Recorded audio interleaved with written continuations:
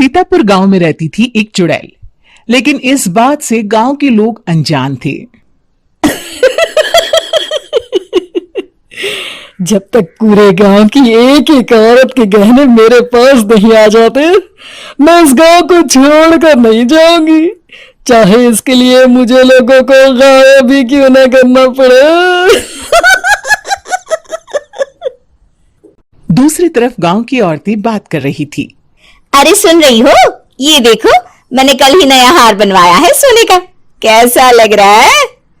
बहुत ही अच्छा। अच्छा है ना, पहले तुम पहनो, फिर शादी में अपनी होने वाली बहू को दे देना। और क्या, सोने चांदी का यही तो फायदा है, जितना पुराना उतना महंगा। लेकिन एक एक पैसा बचाकर ये लेना सच में बहुत मुश्किल हो रहा था मेरे लिए। तभी वहां पहली का पति आ जाता है।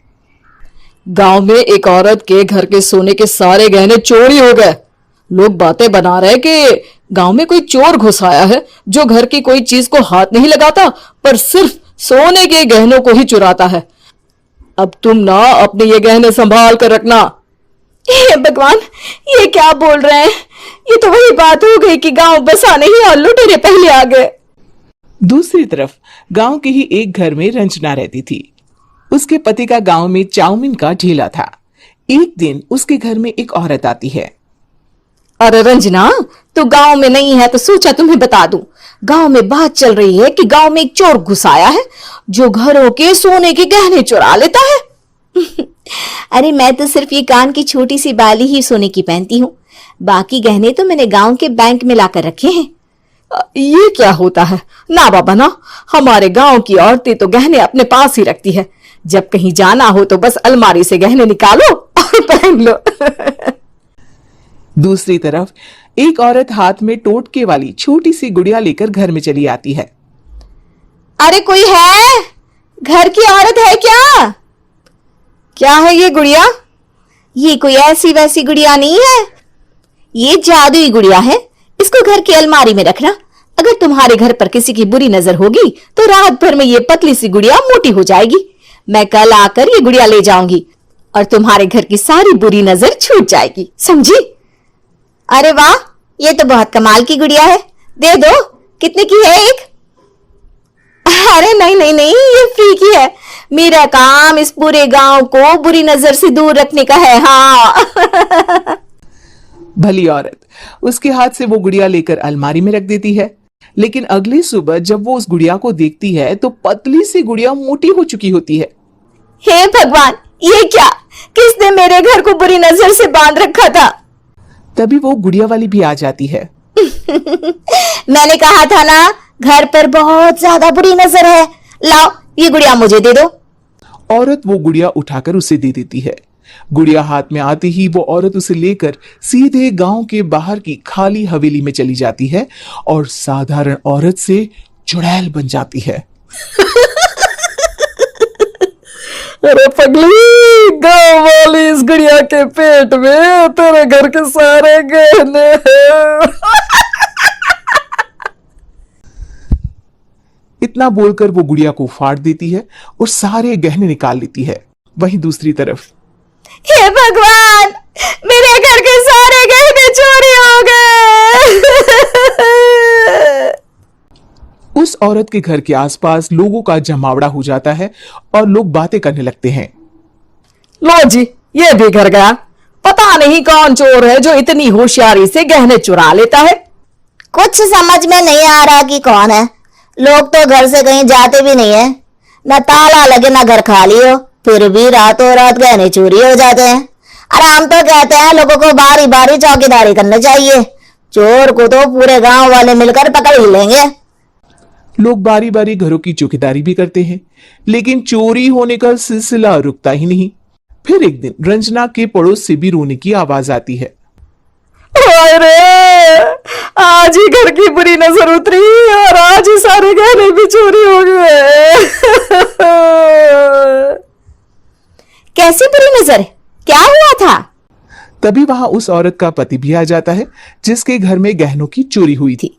हाँ हाँ, मेरी बीवी ने भी किसी गुड़िया को घर में बुरी नजर उतारने के लिए रखा था, लेकिन अगले दिन गहने चोरी हो गए। अब रंजना को कुछ कुछ बात समझ में आ जाती है।